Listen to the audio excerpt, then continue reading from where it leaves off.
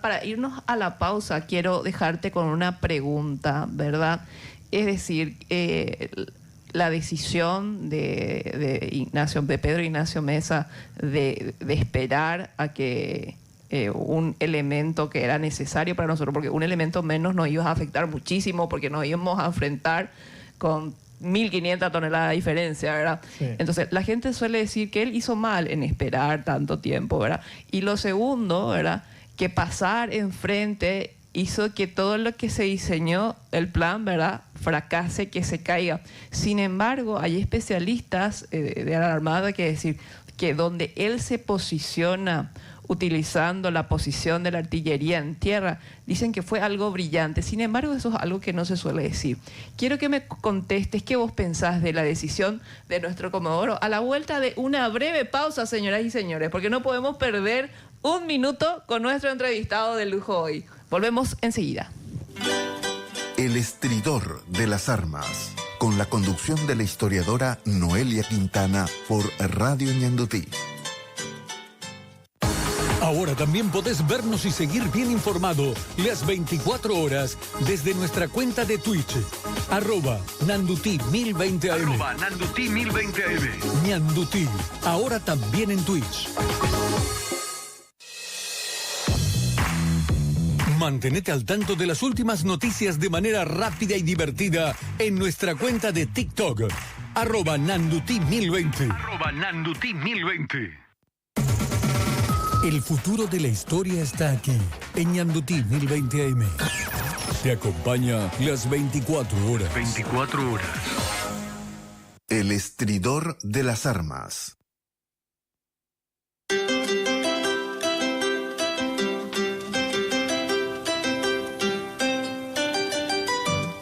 Muy bien. Luego de esta breve pausa volvemos y bueno, yo espero la respuesta del capitán, porque yo creo que es una pregunta que todos se hacen a la hora de hacer un análisis. Y yo digo, pero la importancia de tener realmente la potestad de explicar esto, la experiencia. Por más que yo sea historiadora, yo no puedo hablar de esto porque yo no soy, vamos a decir, una profesional de la Armada. Sin embargo, tener a alguien tan estudioso como el capitán Velázquez Gastó es un lujo para nosotros, porque nos va a enseñar cómo interpretar esta batalla naval tan importante para nuestra historia. Bueno, tu primera pregunta fue ¿por qué esperó? Sí. Una operación está, como dije, está llena de niebla y fricción. Y el líder militar o líder naval debe tomar una decisión. La peor decisión es la decisión no tomada. La peor decisión. Responder a esa pregunta tantos años después y sin una documentación suficiente es muy difícil. Pero la peor decisión hubiese sido la decisión no tomada. Yo creo que él, en vista de que la ejecución de la operación se inició y en atención que justamente el capitán Gil le informó de que el desperfecto podía ser solucionado, decidió continuar con la operación. Te vuelvo a repetir, pudo haber sido otra la decisión, pudo haber sido otro el desenlace. No sabemos. Yo quiero que me corrijas en algo, capitán, porque vos sos un expertísimo en esto, ¿verdad? Decime, vos que manejás y además haces estudios comparativos de Riachuelo con otras batallas navales dentro de la historia. Si él esperaba y quedaba ahí fondeado, quedaba ahí quieto con todo el movimiento que se hizo, esa información iba a llegar en horas. Pero por supuesto. A las embarcaciones imperiales. Y ahí iba a ser inclusive muchísimo más complicado hacer algo después, porque iba a estar todo expuesto. No sé, por supuesto. Es impensable, evidentemente, los aliados tenían patrullas de descubierta, como se le mencionaba técnicamente, tenían buques exploradores, tenían gente que informaba. Eso es algo muy importante saber, capitán. No se podía esperar.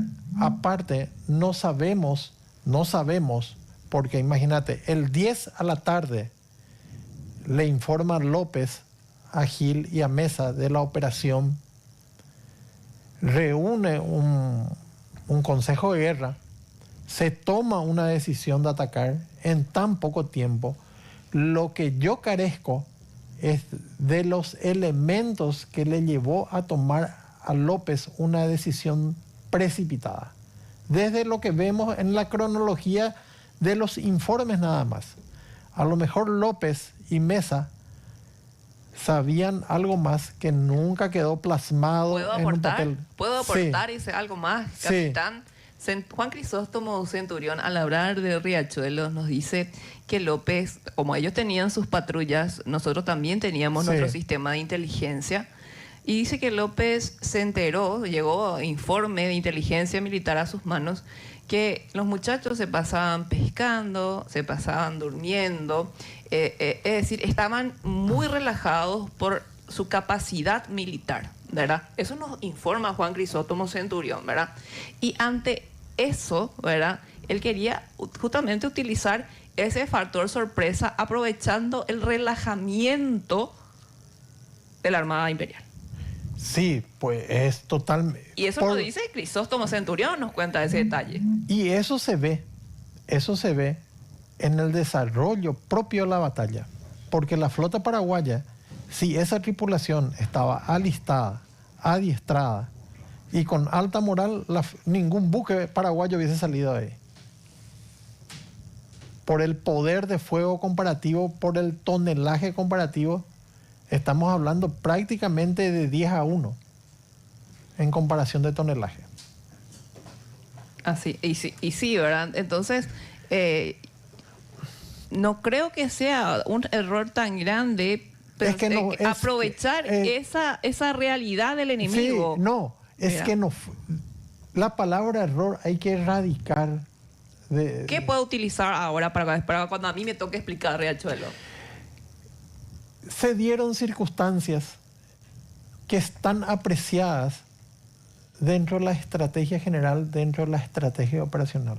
Como te dije, la niebla y la fricción. Nadie sabía lo que podían hacer ellos. Nadie sabía lo que podía pasar. Pero lo que no se podía dejar de hacer es tomar una decisión. Y Mesa tomó la decisión que creyó conveniente, que fue la de proseguir el ataque. Bueno, mi segunda pregunta está relacionada con el lugar que Mesa, donde él se posicionó, ¿verdad? Si podemos ver el mapa. No, ahí mismo. Acá nos quedamos. Justamente nos vamos nuevamente a la batalla de Abukir.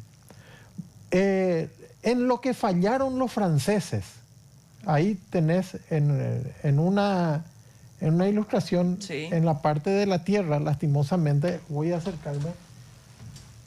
Sí. Aquí se pueden ver unas bocas de fuego de la artillería francesa que fueron colocados muy lejos de la línea de buques fondeada, de la línea principal de buques franceses fondeados. Aquí sería. Exactamente. Acá. Como vos te das cuenta, esa disposición de la artillería francesa impidió que los buques franceses sean apoyados desde tierra.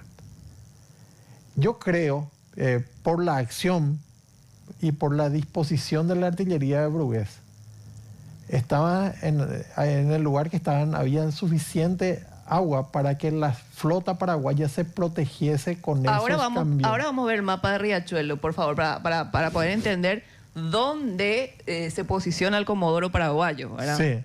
A ver. Y bueno, yo no soy muy experta en temas navales, capitán, pero creo que el posicionamiento... Más adelante. Está más adelante. De nuestro Comodoro fue algo brillante porque aprovechó todo el despliegue de artillería justamente. Creo que está más atrás. Decía, al principio. Gracias al principio. Vamos a ir mirando. Ahí. Ahí. Este es. Bueno. Él se posiciona hacia aquí. Sí. Hacia aquí. Sí, exactamente. Ahí estaba Brugués. Porque Brugués estaba acá. Exactamente. En toda esta zona. Y vos te das cuenta que... Y aquí estaba justamente toda la Armada Imperial y Sí. tenían que hacer todo esto. Y sí o sí tenían que pasar por el centro. Por las bocas, sí. Sí, por el Y centro. una de las piedras fundamentales que Sí. te comenté de este autor Wayne es tonto atacar un fuerte con un buque. Un fuerte con un buque. Sí, porque con un solo disparo de un cañón de un fuerte o de una fortificación se hunde un buque. Pero con más de 100 disparos de un buque a una fortificación no le hace nada. Tenemos el ejemplo de Humaitá. Es por eso la fortaleza de la concepción táctica de esta operación. La flota paraguaya se protegió con los cañones de Brugués. Y cobró víctimas. Y yo creo que también en algún momento, aleatoriamente o pensadamente, con esa acción vemos nuevamente que López o los planificadores de la operación tuvieron en cuenta lo que ocurrió en la batalla de Abuquir. Y el escenario, el lugar donde tenían que desplazarse, no era muy chico, muy... No, evidentemente estamos hablando de un combate naval en aguas restringidas, en aguas muy... No es un combate naval como en el mar, donde las embarcaciones tienen amplio margen de maniobra. Los buques imperiales, los buques aliados, eran buques mayormente preparados para navegar en el mar. Sin embargo, nuestros buques eran buques pequeños, adecuados a lo que era el escenario de nuestros ríos. Tenían mucho poder de fuego, tenían mucha protección, pero poca maniobrabilidad. Es por eso que se dificultó mucho también la maniobra de los aliados en ese entorno, ¿verdad? Habría que ver cuál era la profundidad exacta en ese momento de esa parte del río, ¿verdad? Pero por lo que vemos ahí, se puede deducir, ¿verdad? Lo que se puede deducir de todo lo que pasó es que nuevamente nosotros supimos aprovechar todas las ventajas que podíamos tener para dañar lo máximo posible al enemigo. Y el tema de las chatas, capitán, justamente como decir, aguas limitadas, eso no le daba inclusive mayor libertad de moverse un poco más rápido, aunque tenían en contra la corriente que dicen que era muy fuerte. Sí, ciertamente el arrastre de esas chatas o de esos lanchones dificultó ciertamente la maniobra. Uh-huh. Pero como te digo, era una táctica naval comúnmente utilizada especialmente en los ríos, en el Sena, por ejemplo, por la Armada Francesa, en los ríos interiores de Europa. No era nada descabellado, no era nada que escapaba al arte naval que predominaba en esa época. Ya, entiendo. Se perdieron las 6 chatas. Bueno, quería hacerte otra consulta, capitán. Sí. Discúlpame que parezca así una suerte de ping-pong. A este tiene 5% nomás y se me apaga y de repente no veo bien si me pueden pasar algo para conectar, ¿verdad? Porque tengo que estar siempre pendiente del tiempo también, ¿verdad? ¿Por qué esa persecución tan tímida al finalizar la batalla? Prácticamente le dejaron salir a nuestras embarcaciones sobrevivientes, podemos decir, ¿no? ¿Por qué no hubo una persecución real, una persecución seria y el imperio destrozaba nuestras embarcaciones? ¿Qué pasó ahí? Porque el relato es la Armada Paraguaya se desplazaba y tímidamente le seguía la imperial. Se desplazaba tímidamente la imperial. no podemos decir que sus recursos, sus cartuchos, lo que eso, porque ellos estaban libremente para tener armas, como se dice, no sé, por encima nuestro. ¿Qué pasó ahí? Creo que tu respuesta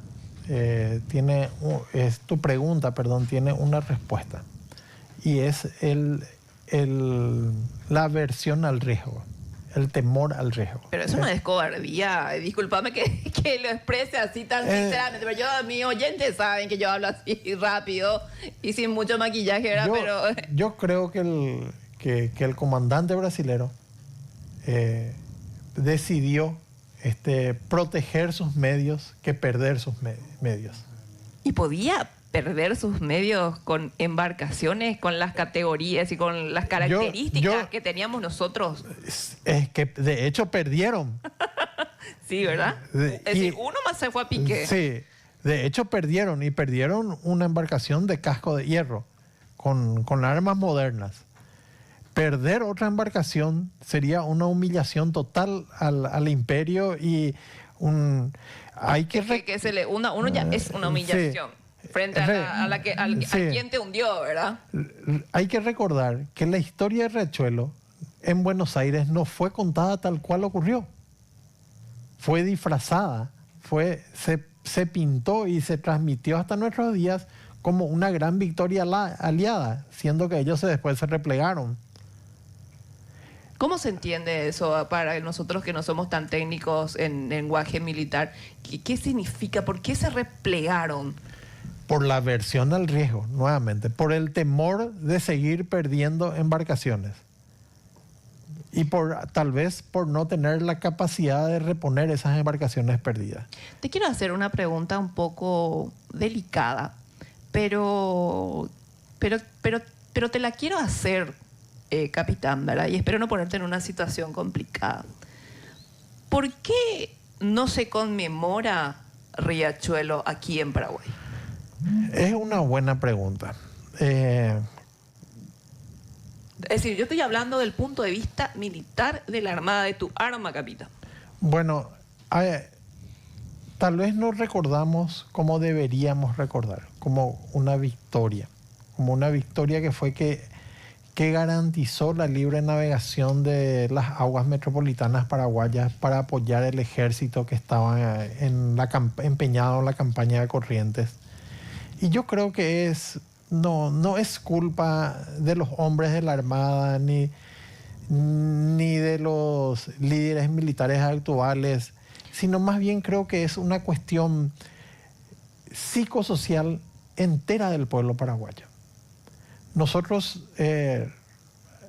no solamente en la guerra de la Triple Alianza o en la guerra del Paraguay, como muchos dicen, no solamente se perseguía la destrucción del Estado paraguayo, sino se perseguía la destrucción del alma de la raza paraguaya.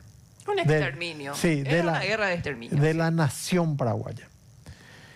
Y en el subconsciente, de la nación,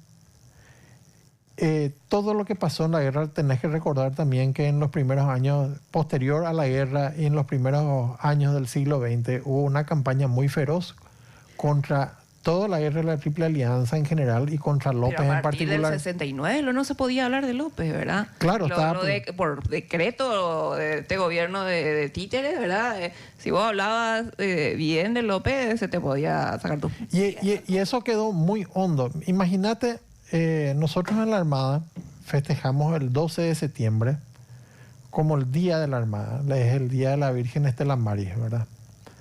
Sin embargo, yo considero que hay otras fechas muchísimo más representativas para festejar. Curupaitú, por ejemplo, no es feriado nacional y debería de ser. ¿Qué era? Bueno, pero ¿por qué hacen esto? Porque aquí el paraguayo, la política educativa, cultural, como le quieran llamar las políticas, cuando se trata de el tema, dicen, no, esto tenemos que manejarlo de forma más diplomática. No, pero sin embargo, hacia el otro lado vemos que a sus submarinos le ponen Humaitá. Vemos que no tienen esa reciprocidad para decir, no, esto le puede doler al lado paraguayo. Y con bombos y platillos vienen las humillaciones hacia nuestra cultura, hacia nuestro ser paraguayo, y nosotros no podemos festejar Curupaitú, no podemos, es más, hasta donde yo sé, inclusive el Día de la Armada es por un tema de un regalo argentino de una virgen, que no tiene nada de malo, ¿verdad? Pero ellos establecieron el Día de la Armada Nacional. Sí, básicamente así se estableció. Y bueno, yo siempre levanto la voz en este tipo de cosas y digo, pero ¿por qué si nosotros tenemos héroes? Le tenemos a Fariña, le tenemos a tantos representantes, tantas victorias navales, ¿verdad? Tanto arrojo, tanta valentía militar en ese tema, y nos vienen y nos dicen, listo, acá tenés tu día. Yo sé que no es tema de nuestra charla de hoy. Yo igual quiero saber. Bueno, pero tenemos otras operaciones fluviorribereñas muy importantes en la campaña del Mato Grosso. Sí, una campaña híbrida. Sí, una campaña que fue básicamente naval, que fue totalmente exitosa. Hay un autor americano que dice que las operaciones navales más difíciles son las operaciones de proyección sobre el territorio a través de el desembarco, las operaciones anfibias. Y con la precariedad de medios que teníamos, todo lo que nosotros conseguimos, todo en una época donde la tecnología naval era muy incipiente y nuestras capacidades eran muy precarias. La Marina paraguaya tiene una historia riquísima, que falta mucho apreciar, que falta mucho valorar. Y yo creo que el desconocimiento se basa básicamente porque tenemos que hurgar más en los documentos, en los informes que hay. Imagínate, yo después de 30 años de carrera nunca me enteré, a lo mejor señores oficiales almirantes y oficiales superiores más antiguos que yo tenían conocimiento, pero yo no lo tenía. Me tuvieron que enviar desde los Estados Unidos, de una biblioteca de Kansas, esta publicación. Y realmente a mí me sorprende mucho porque me hizo entender mejor lo que pasó ese día. Claro que sí. Que no fue una decisión realizada en forma dictatorial por López, también, que quieren decir que no le escuchaba a nadie. No, pero sabemos que él tuvo un consejo, ¿verdad? Que Sí, pidió opiniones que podemos hacer, aprovechar estas circunstancias, y ahí se planificó todo. Sí, se tomó a consideración la opinión de todos y se tomó una decisión. Una vez que el comandante toma una decisión, a todos los subordinados corresponde solamente apoyar. Más en esa época cuando la supervivencia de la nación, no te hablo del Estado, de la nación estaba en juego. Y la decisión y la operación concebida de ninguna manera escapaba a los estándares normales del estado del arte de la guerra naval en ese momento. Es decir, López tenía que hacer algo. Es decir, López no podía tener una inacción frente a una amenaza latente y real que estaba ahí. Porque días más, semanas más, esa flota iba a interrumpir las líneas logísticas paraguayas con Corrientes. Iba a imposibilitar las operaciones de regreso de esas fuerzas que regresaron íntegramente a territorio paraguayo, gracias a la batalla de Riachuelo. Capitán, yo no tengo palabras para agradecerte todo lo que hoy viniste a enseñarnos, ¿verdad? Quiero agradecerte públicamente tu tiempo y todo tu conocimiento con relación. Yo sé que hay mucho más que vos nos podrías dar con relación a Riachuelo y a otras, a otros análisis que vos tenés sobre nuestras batallas navales en esta guerra y en otras guerras que nos tocó afrontar también, ¿verdad? Capitán, tenemos 7 minutos que quiero dejar el micrófono solamente para vos, para que hagas un análisis de conclusión, ¿verdad?, sobre lo que fue esta batalla y despedimos el programa. Bueno, gracias. Antes que nada, nuestra obligación es seguir investigando sobre los sucesos sin juzgar las decisiones y los hechos. Mal podríamos juzgar sin tener todos los elementos que tuvieron esas personas en esos momentos para tomar las decisiones que tomaron.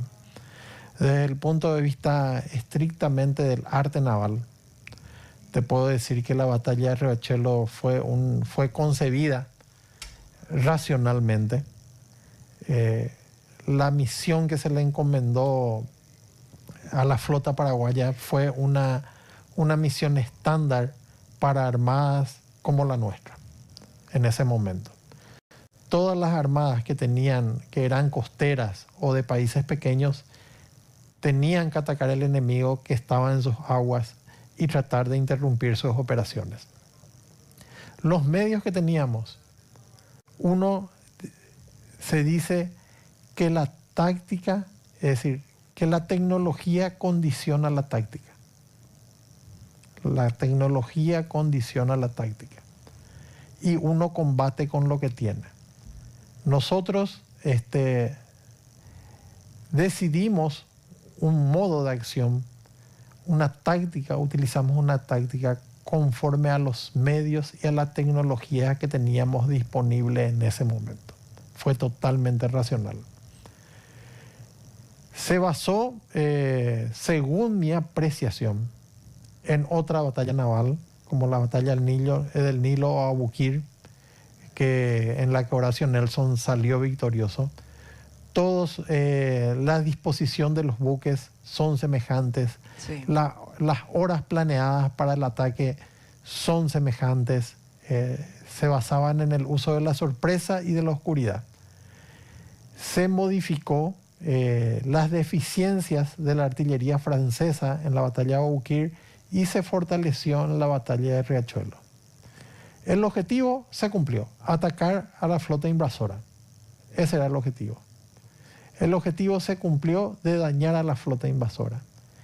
Y el otro objetivo se cumplió porque sirvió para apoyar a las fuerzas paraguayas terrestres que en ese momento estaban en la provincia de Corrientes. Es decir, a todas luces los objetivos se cumplieron. Y en toda batalla tenemos que saber, en toda batalla naval, que es necesario saber aceptar las pérdidas. No podemos irnos a la batalla pretendiendo salir incólumes ilesos. Eso es algo irracional. Totalmente. Y finalmente, cada vez quedo más convencido que evidentemente el mariscal López fue un ser humano. Como todo ser humano, a lo mejor habrá tenido fortalezas y algunas debilidades, Claro. pero siempre resaltamos que tuvo muchas más fortalezas y muchos más aciertos en sus decisiones. Mal que le pese a muchas personas. Mal que le pese a muchas personas. Yo creo que podemos estar orgullosos de nuestros marinos de la guerra de la Triple Alianza y de todos los combatientes paraguayos que tomaron parte en esa gesta gloriosa, ¿verdad? Y que cada vez difundamos más los valores y las verdades de ese conflicto. Totalmente de acuerdo. Yo creo que haces un gran trabajo en esa difusión a través de este programa espectacular, a través de tus redes y en todas las academias que nos encontramos. Siempre tenés el mismo discurso amparado en las pruebas históricas, en las pruebas fácticas y no en mitología que mucha gente quiere hacer prevalecer en la historia. Capitán, muchas gracias por tu presencia, gracias por enseñarnos y espero que se repita tu visita, que vengas a compartir tus trabajos de investigación con todos nosotros. Y bueno, yo te cuento que interioricé conocimientos nuevos gracias a vos, que lo voy a estar utilizando, por supuesto, también donde tenga la oportunidad de brindar alguna conferencia. Realmente sos un lujo de persona y realmente honor y gloria para la Armada Paraguaya de Riachuelo en 1865. Un orgullo histórico que llena de orgullo páginas de la historia nacional. Saludos a todos, muchísimas gracias por la compañía.